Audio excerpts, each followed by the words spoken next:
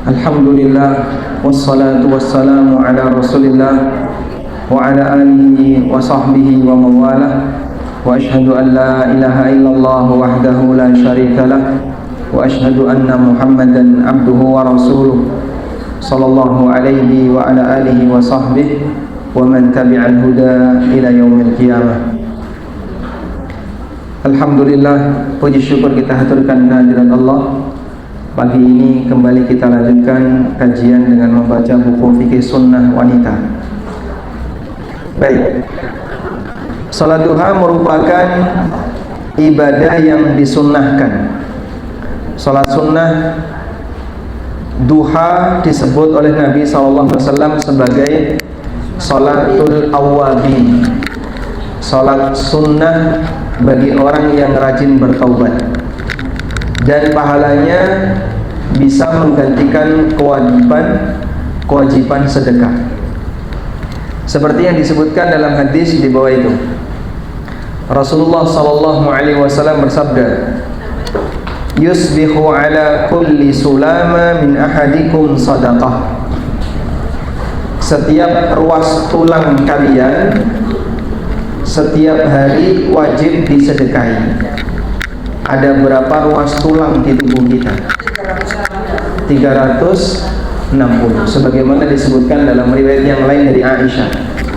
Dalam tubuh manusia ada 360 ruas tulang, dan ketika pagi hari semuanya sehat, bisa ditekuk seperti ini. Anda bisa rukuk, bisa sujud, bisa Anda gunakan untuk jalan, bisa dipakai untuk melangkah, dan seterusnya. Kalau ada satu ruas tulang cedera, kita nggak bisa ngapa-ngapain. Sehingga di sini misalnya ada cedera, Anda nggak bisa nekuk, nggak bisa gegem.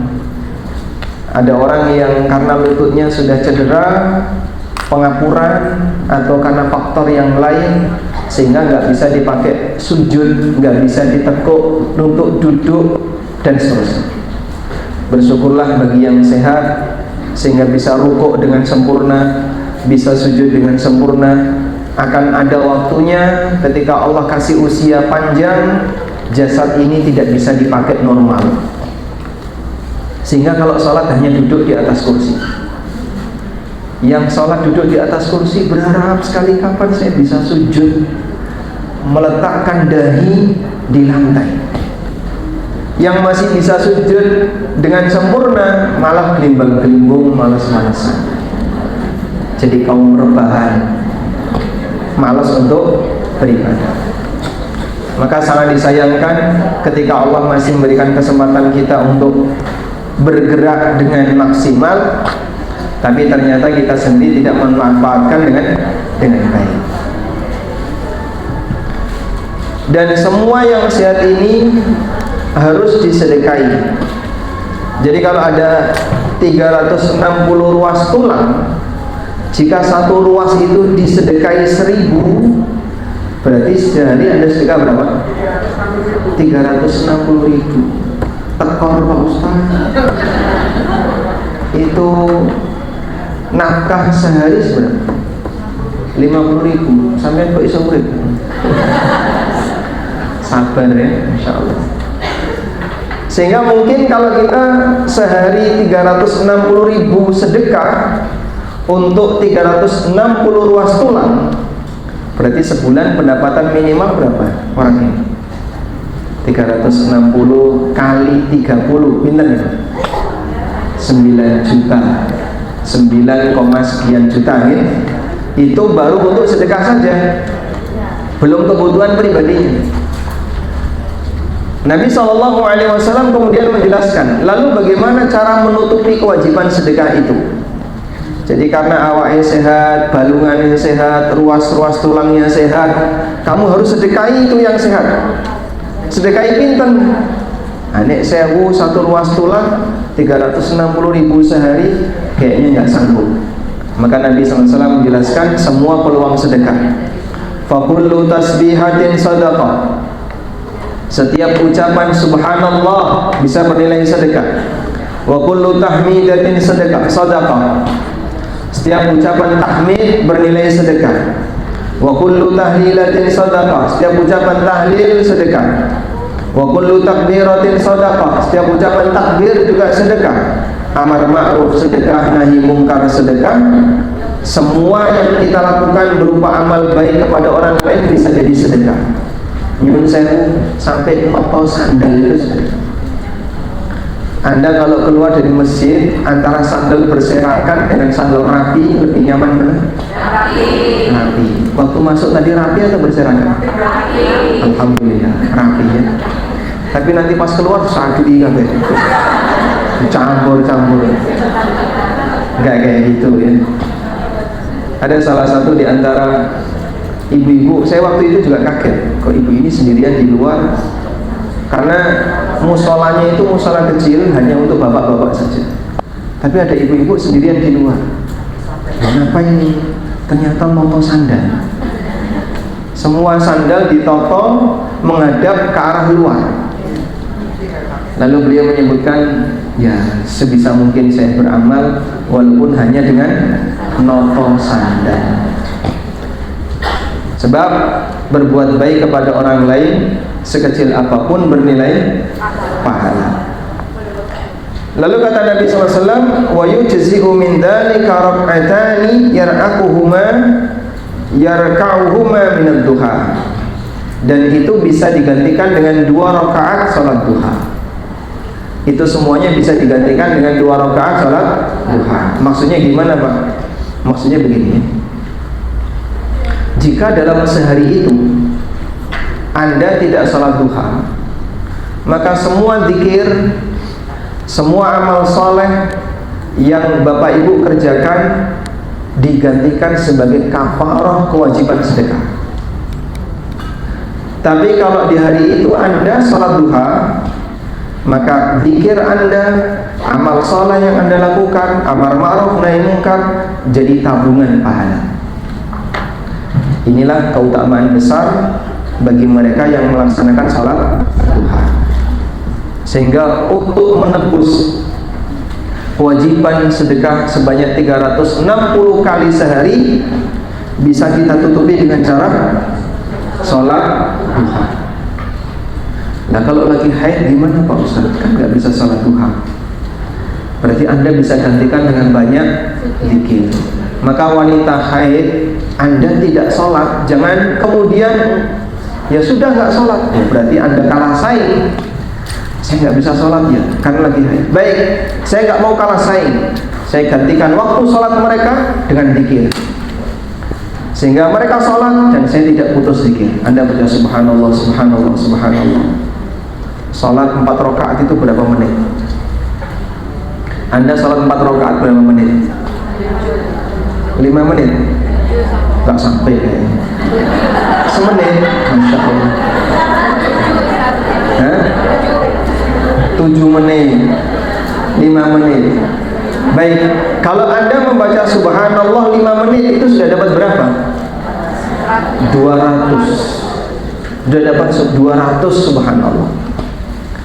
Jadi saya nggak bisa sholat karena haid, tidak boleh sholat wanita haid, maka saya gantikan dengan subhanallah, subhanallah, subhanallah selama orang sholat, agar mereka ibadah, kita tidak tiduran. Mereka ibadah bukan berarti saya nganggur, saya juga ibadah. Walaupun saya nggak boleh sholat, saya gantikan dengan zikir, saya gantikan dengan membaca subhanallah, membaca alhamdulillah, membaca Allahu Akbar. Karena wanita haid boleh zikir, yang nggak boleh baca Quran ya. Wanita haid tidak boleh baca Quran, walaupun ini masih diperselisihkan, tapi pendapat jumhur ulama, wanita haid tidak boleh baca Al-Quran. Selanjutnya mengenai waktu sholat duha. Sholat duha dimulai sejak matahari terbit setinggi 1 tombak. Setinggi 1 tombak itu berapa Pak? Ya waktu syuruk yang kita kenal itu kira-kira ya. Jadi ada namanya waktu tulu itu waktu terbit. Lalu naik dikit setinggi 1 tombak. Nah ini berarti sudah masuk waktu duha. Makanya kalau ada di masjid ada jam waktu sholat, syuruk misalnya jam 5.15, itu matahari pas di garis terbit, belum boleh sholat, belum boleh sholat. Tunggu 10 menit, nah, tambah 10 menit itu matahari sudah agak tinggi, baru boleh sholat duha. Sehingga sholat duha dimulai sejak kapan? Sejak matahari sudah tinggi satu penggala, kurang lebih ya, 1 tombak. Selanjutnya, hingga sebelum masuk waktu zuhur, pelaksanaannya disunahkan untuk diakhirkan ketika matahari sudah tinggi mulai panas. Berdasarkan sabda Nabi SAW, salatul awwabin hina tarmidul fisal. Salat awwabin adalah ketika tarmidul fisal. Al-fisal itu artinya anak onta. Ketika anak onta sudah mulai kepanasan, pedet panasan, itu jam berapa? Ya tergantung waktu zuhur Pak. Ya mungkin jam 11 itu sudah panasan. Maka di jam itulah waktu sholat duha yang paling afdol. Kenapa paling afdol?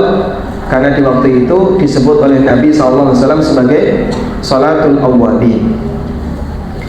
Hadis di atas menjelaskan bahwa waktu yang paling utama untuk pelaksanaan sholat duha adalah ketika pasir sudah mulai panas dan bulu-bulu onta sudah mulai kepanasan, dan itulah mulai masuk mendekati zuhur. Baik. Selanjutnya, mengenai jumlah rakaat sholat duha. Jumlah rakaat sholat duha yang paling sedikit adalah 2 rakaat. Dan yang paling utama 8 rakaat. Berdasarkan hadis dari Ummu Hani bahwa pada waktu Fathu Mekah, Rasulullah SAW mandi di rumahnya Ummu Hani. Ummu Hani ini apanya Rasulullah SAW? Sepupunya. Ummu Hani ini dulure Ali bin Abi Thalib. Ummu Hani bintu Abi Thalib. Selain itu, sholat duha juga boleh dilaksanakan lebih dari 8 rakaat. Berdasarkan riwayat dari Mu'adzah bahwa ia bertanya kepada Aisyah, apakah Rasulullah SAW melaksanakan sholat di waktu pagi? Jawab Aisyah, iya, beliau melaksanakan sholat 4 rakaat dan kadang lebih dari itu sesuai yang beliau inginkan. Sehingga batas maksimal rakaat sholat duha tidak ada. Berapa batas maksimal rakaat sholat duha? Tidak ada. Baik, sekarang coba kita tulis sebagai berikut ini. Kita akan jelaskan terlebih dahulu mengenai pembagian waktu dalam syariat kita. Kelihatan enggak? Enggak kelihatan. Pindah.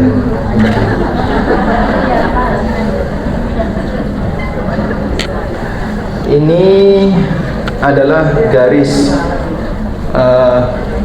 baik, timur sama barat itu mana gitu? Utara. Berarti timur itu mana? Sebelah kanan ya. Kalau saya menghadap utara, timur sebelah kanan. Matahari berada di titik garis terbit. Namanya waktu apa ini tadi? Waktu syuruk atau waktu tulu.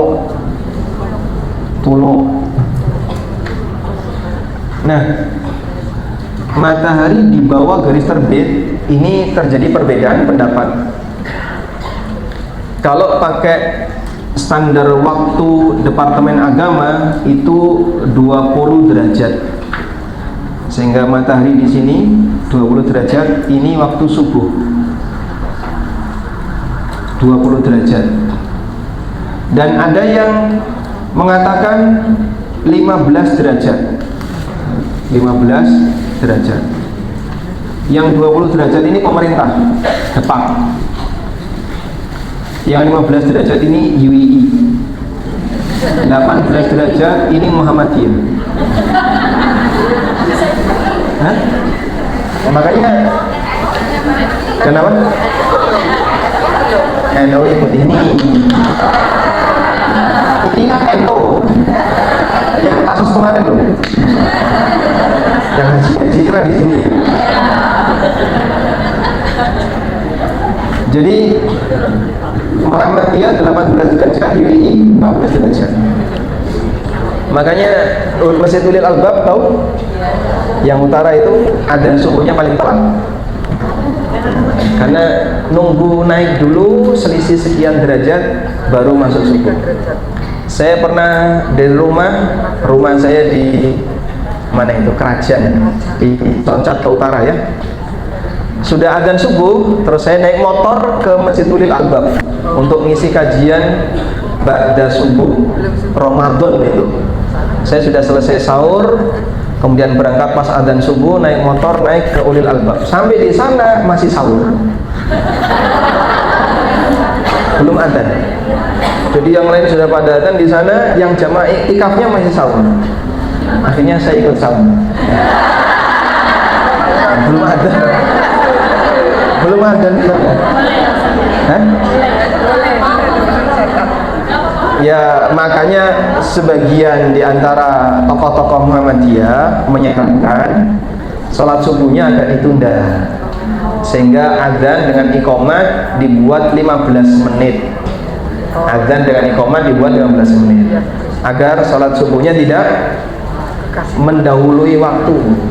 Kalau mendahului waktu kan berarti sholat sebelum waktu. Sudah? Lalu ketinggian 1 tombak tadi ya, 1 tombak itu ya kira-kira sejajar matahari wis ketok, itu berarti sudah 1 tombak. Ini yang disebut dengan waktu duha. Ini yang disebut dengan waktu duha. Jadi di titik ini mulai sholat duha dikerjakan. Kemudian ada matahari tepat di tengah. Ini disebut pas tepat di tengah seperti ini, disebut waktu istiwa. Waktu istiwa itu belum boleh sholat duhur. Ini belum masuk duhur ya, pas tengah. Masuk duhur kapan? Kalau sudah geser ke barat, sudah zawal. Nah, batas sholat duha kalau ini ada di tengah, sholat duha berarti di sini. Ketika ada selisih, ya kurang lebih 15 menit. Karena tidak diperkenankan untuk sholat ketika matahari berada ala dhahirah, tepat di tengah. Maka Anda kasih jarak kurang lebih 15 menit. Dan lalu ada matahari geser ke barat dikit, ini barat, ini timur. Ini namanya waktu zawal. Namanya waktu zawal. Zawal itu artinya apa? Matahari tergelincir. Inilah masuk waktu zuhur. Jadi waktu zuhur dimulai sejak matahari sudah geser sedikit ke arah barat.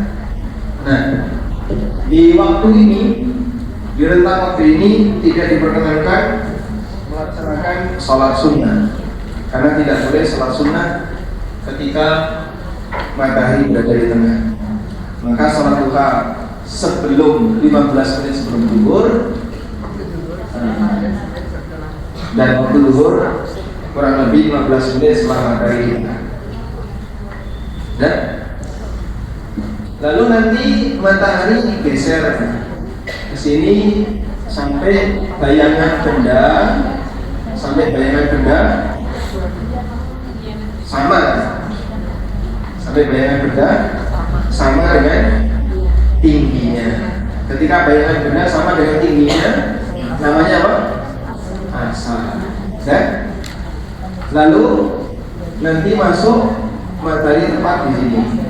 Ini waktu apa? Maghrib, matahari terbenam.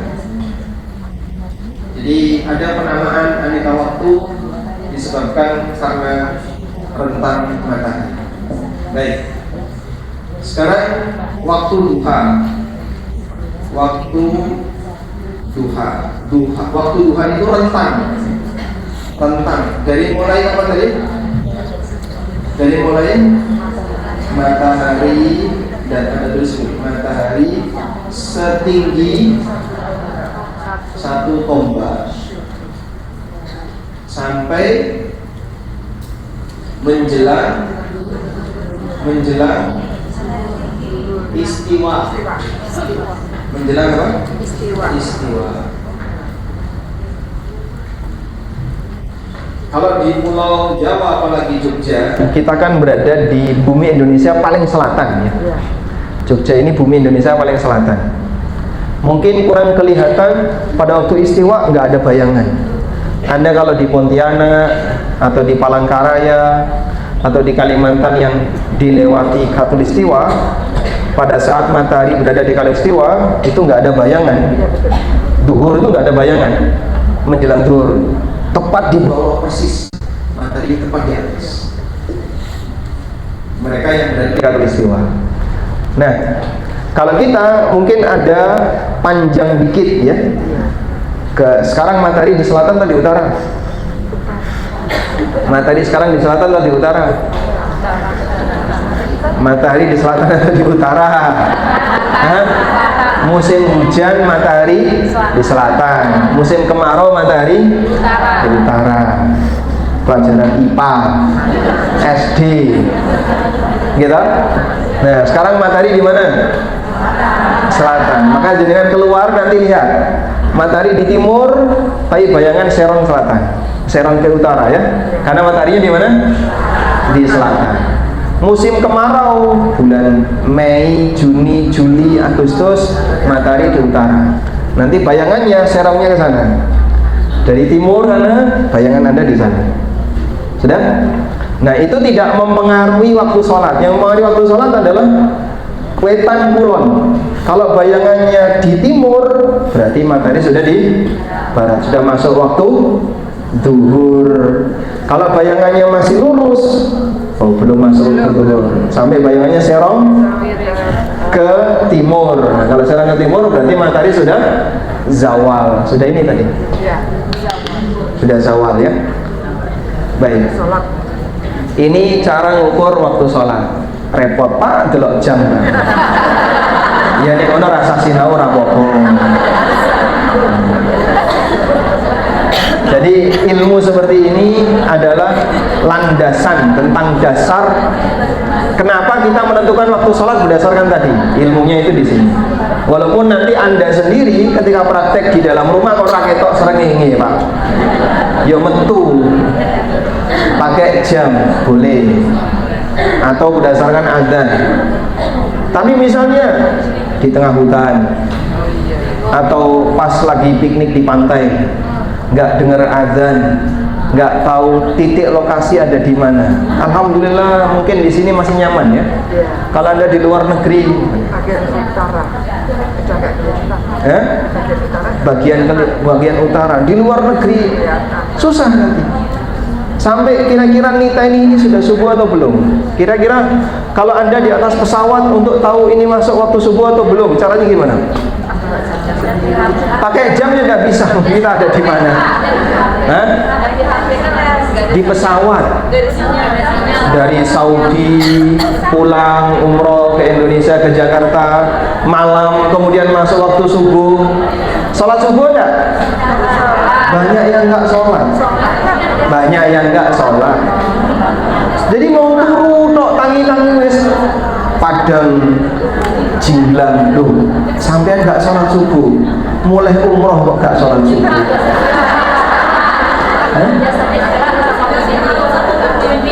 Ya pemimpinnya mana turu.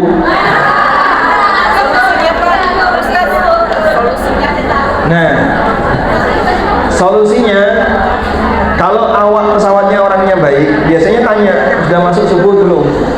Bisa tanya. Kalau nggak bisa, lihat jendela. Kalau nggak bisa, lihat jendela. Lah ngerti ini gimana Pak? Subuh ada di mana? Kan lihat subuh itu waktu apa? Di sini tadi ya, matahari kan masih di bawah, nggak mungkin kelihatan matahari. Yang dilihat apa kan? Fajar. Nah, yang dilihat adalah fajar. Matahari masih di bawah garis terbit, tapi semburat cahayanya sudah menerbitkan fajar. Fajar meletek. Itu digambarkan oleh Allah dalam Al-Quran, hatta yatabayyana lakumul khaytul abyadu minal khaytil aswad. Kau seperti melihat ada benang putih di atas benang hitam minal fajri, karena waktu fajar. Jadi seperti ada garis putih membentang di ufuk timur panjang, bawahnya gelap, atasnya garis putih membentang, itulah fajar. Sudah pernah lihat belum? Ratau tangi juga. Tangi, orang metu tapi ya. Ya. Saya melihat fajar beberapa kali, naik gunung sekali ya, naik gunung Sumbing sampai puncak jam 3 pagi. Nah, kelihatan fajar waktu terbit. Oh, seperti itulah fajar. Yang kedua, pada waktu naik pesawat. Nah, naik pesawat kan berarti lihat posisi pesawat terbangnya begini ya. Jadi seperti peta yang kita lihat, misalnya ini Jeddah, Jakarta ada di mana? Di bawah sini ya. Ini Jakarta ya. Nah, berarti kan arah pesawatnya di sana. Oke. Arah pesawat ke sana itu fajar ada di mana? Di sebelah A ataukah di sebelah B? B. A atau B? B. B. Fajar ada di A atau B? Salah sendiri nggak tahu. B. Di B Ustaz. Tergantung bulan apa. Oh. Ini mana ini? Ini kan timur ya. Timur. Ini mana ini? Utara. Utara. Ini kan utara. Kalau Anda berangkatnya, Anda melakukan perjalanan di musim panas, matahari di utara. Jadi Anda lihat jendela di sebelah kiri. Kalau Anda di musim hujan di Indonesia, matahari di selatan. Anda lihatnya ke arah kanan. Teori itu harus seperti otak gula itu, kamu Pak di sebelah sana. Itu karena dia salah posisi. Sebab matahari itu berpindah, terkadang di utara, terkadang di selatan. Allah katakan dalam Al-Quran, Rabbul Masyriqaini wa Rabbul Maghribaini. Dialah Rabb dua tempat syuruk, yaitu syuruk selatan dan syuruk utara, dan Rabb dua tempat maghrib selatan dan maghrib utara. Karena terkadang matahari di utara dan terkadang di selatan. Dan selanjutnya nanti baterainya habis. Kita paham tentang batas-batas waktu tadi. Pertanyaannya sekarang, waktu duha yang paling afdol. Waktu duha yang paling afdol. Waktu duha yang paling afdol, pertama, jika dari subuh belum keluar masjid, misalnya ada sholat jamaah di masjid, terus zikir di masjid sampai syuruk. Nah, kapan baru mulai sholat duha? Waktu ini tadi ya, matahari setinggi berapa? 1 tombak ini. Maka bisa kerjakan sholat syuruk. Sholat syuruk ini sama dengan sholat duha pertama. Sholat duha di waktu pertama. Ini pahalanya apa?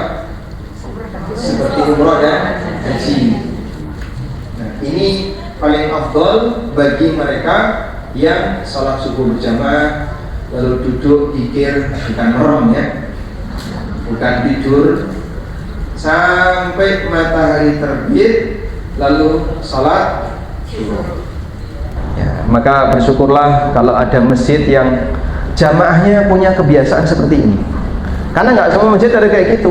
Kadang masjid habis sholat 15 menit lampunya pateni, pintunya kunci. Saya ning jero kok metu ae metu. Masjid ibu yang mana? Yang itu. Itu takmirnya mengganti. Iya, mestinya ditutup. Karena tidak ada budaya duduk zikir bersama nunggu bareng sampai suruh itu enggak ada. Ya mungkin diawali dengan cara kajian ya, atau baca Riyadhus Shalihin atau tahsin dan seterusnya biar bertahan sampai syuruh. Yang kedua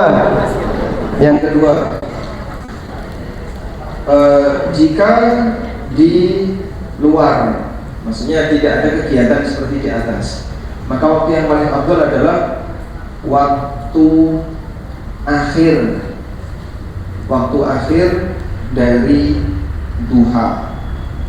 Nah, waktu akhir dari duha yang di sini tadi 15 menit sebelum istiwa. Itulah waktu yang terbaik. Kenapa waktu yang terbaik? Karena disebut oleh Nabi SAW dengan sholat awwabin. Nabi SAW menyebutnya sebagai sholat awwabin. Sholatul awwabin hina tarmidul fisal. Sholat awwabin adalah ketika tanah sudah panas. Jadi tanahnya panas sampai anak-anak unta itu kepanasan. Awwabin itu artinya apa? Awwabin artinya orang yang rajin bertaubat. Orang yang rajin taubat. Ya, yang rajin taubat ini namanya taubat. Sehingga manusia yang rajin taubat, dia sholat duha di akhir waktu. Kenapa Pak? Sebab ini puncak manusia dalam melakukan aktivitas dunia. Sibuk-sibuk menungso ini mungkin jam setengah 11, jam 11, sehingga jarang ada orang yang ngalai untuk sholat. Maka ketika orang ini dia tinggalkan aneka kesibukan dunia, lalu dia menghadap Allah dan dia mengerjakan sholat, itu menunjukkan kalau dia adalah orang yang awwabi, rajin kembali kepada Allah. Baik, sudah. Selanjutnya kita mau bahas tentang jangan dihapus. Lah piye ini? Oh diwalik. Hah? Oh dipoto. Ini tadi Muhammadiyah. Ini Fajar. Ini apa tadi? Tolong. Nah, silakan.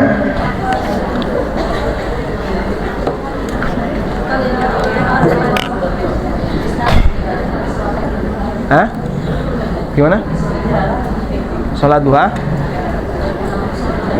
Ya. Baik. Selanjutnya ada pertanyaan. Tadi sudah sholat duha, boleh nggak sholat duha lagi? Saya yang tanya sudah dulu. Belum kesempatan tanya. Tadi sudah sholat duha, kemudian nanti sholat duha lagi. Boleh. Jadi maksudnya di situ adalah selama rentang itu silakan dipakai sholat duha. Mau di awal, mau di tengah, mau di akhir, di satu tempat maupun di banyak tempat. Sehingga bapak misalnya atau ibu sholat duha di masjid, terus pulang di rumah sholat duha lagi, berangkat kantor sampai kantor sholat duha lagi, nanti ketika jam 11 sholat duha lagi, silakan. Sehingga terpisah-pisah boleh. Tidak harus nyambung, bukan syarat sholat duha harus nyambung. Sehingga di masjid 2 rakaat. Mohon maaf tadi yang sholat tahiyatul masjid itu sholat duha, karena ini di waktu duha. Sehingga yang tadi tahiyatul masjid sholat duha. Di rumah saya sudah sholat duha Pak Ustaz, tidak masalah. Anda bisa sholat duha berkali-kali di banyak tempat, di banyak waktu. Karena sholat duha itu tidak harus nyambung. 2 rakaat di sini, 2 rakaat di sini, dan seterusnya. Baik, sudah. Selanjutnya mengenai jumlah rakaat salat duha, minimal 2 rakaat, maksimal tidak ada batas.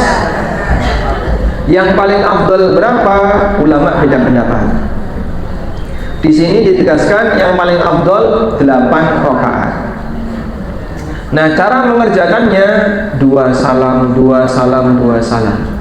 Karena sholat sunnah secara umum itu 2-2. Semua sholat sunnah kecuali sholat witir bisa langsung 3 atau 1 rakaat. Dan tidak ada duha yang ganjil, tidak ada. Sebab tidak ada sholat ganjil di siang hari, adanya sholat ganjil di malam hari. Sholat ganjil di malam hari contohnya maghrib itu sholat ganjil awal malam, sholat ganjil di di akhir malam, sholat witir. Sudah? Berikutnya, boleh nggak sholat duha itu dikerjakan berjamaah? Boleh atau tidak sholat duha dikerjakan berjamaah? Kalau jadi rutinitas tidak boleh, sebab Nabi SAW tidak rutin sholat duha berjamaah. Tapi kalau sesekali, misalnya ngajari anaknya sholat duha atau sholat duha dengan suaminya, ayo mas tak kancane sholat duha, timbangannya mancing. Ya. Sehingga Anda berjamaah sholat duha, silahkan. Karena sholat duha sesekali boleh dikerjakan dengan berjamaah. Tapi kalau tiap hari sholat duha berjamaah, nah ini beda lagi kasusnya. Bisa dipahami? Nabi SAW, beliau pernah datang ke rumahnya ibu namanya Bu Mulaika. Mulaika. Siapa Bu Mulaika ini? Bu Mulaika ini siapa? Istrinya Pak Mulaika. Hah? Istrinya? Pak Mulaika.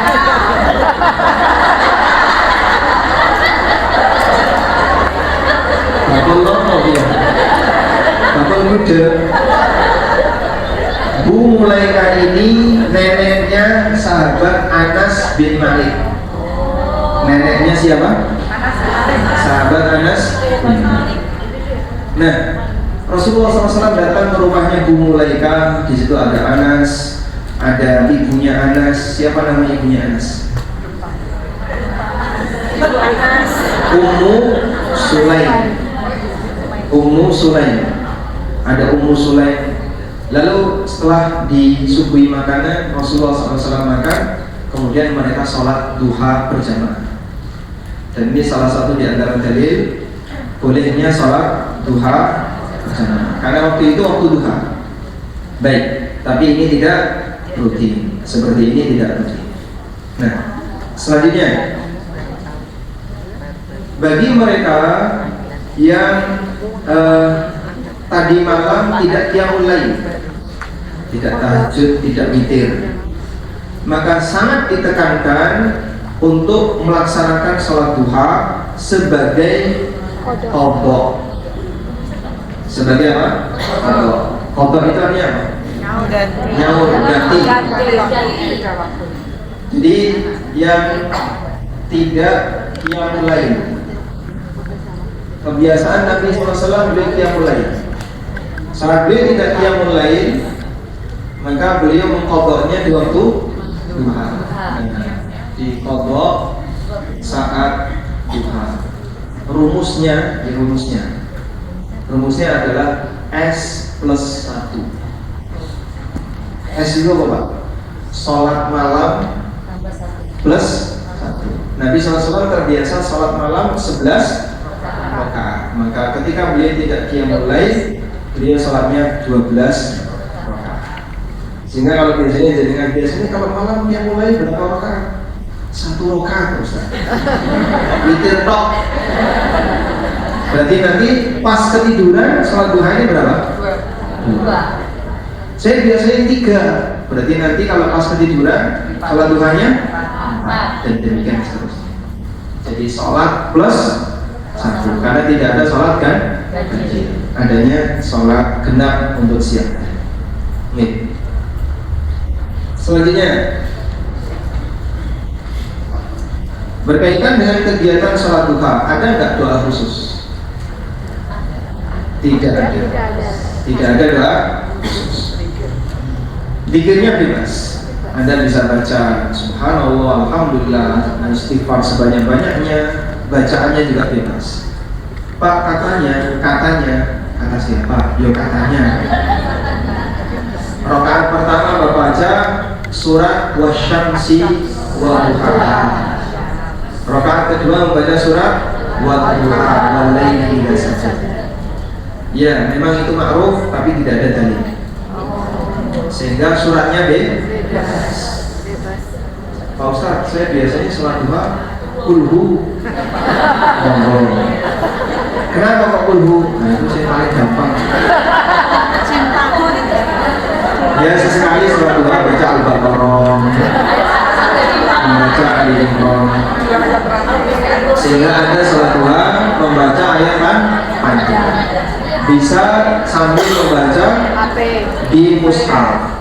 Sehingga Anda buka mushaf, lalu Anda membaca Al-Quran sambil sholat dan di waktu duha.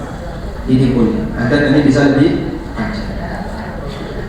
Kemudian ada doa yang ma'ruf. Allahumma inna tuha duha'uka wal baha baha'uka wal jamal jamaluka dan seterusnya.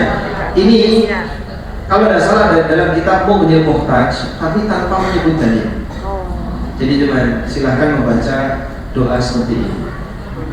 Intinya di situ adalah memuji Allah dengan menyebutkan sesungguhnya duha itu adalah milikmu, kecerahan itu milikmu. Karena waktu duha ini terang benderang. Allah Subhanahu wa taala ciptakan waktu duha bagi umat manusia sehingga mereka bisa berjemur dengan terik matahari, mereka bisa kerja, mereka bisa melihat benda dengan terang karena matahari tadi. Tapi doa ini tidak ada dalil sehingga diyakini sunnah tidak benar karena Nabi SAW tidak mengajarkannya. Tapi kalau mau diamalkan, ya silakan kalau mau mengamalkan doa, namun meyakini itu sunnah Nabi SAW, hukumnya tidak boleh sebab tidak ada dalilnya dari Rasulullah SAW. Kalau yang waktu alaina ini Allahumma firli wa tub alaina dibaca 100 kali itu ada hadisnya riwayat Tirmidzi kalau tidak salah. Ya. Dan hadis ini dinilai hasan oleh sebagian ulama dan itu dianggap sebagai bacaan yang dianjurkan pasca sholat duha. Baik. Tapi intinya mohon ampunan kepada Allah Subhanahu wa taala. Sambut. Baik, demikian. Semoga apa yang kita bahas ini menjadi materi yang bermanfaat dan kita mohon kepada Allah semoga Allah berikan kita kekuatan untuk selalu istiqomah dalam menjalankan sunnah-sunnah Nabi Sallallahu Alaihi Wasallam. Allahumma anfa'na bima 'allamtana wa 'allimna ma yanfa'una warzuqna 'ilma. Allahumma inna nas'aluka al-huda wat-tuqa wal-'afafa wal-ghina. Allahumma a'inna ala dzikrika wa syukrika wa husni ibadatik. Wa sallallahu ala nabiyyina Muhammadin wa ala alihi wa sahbihi wa sallam. Wa akhiru da'wana alhamdulillahi rabbil alamin. Wassalamualaikum warahmatullahi wabarakatuh.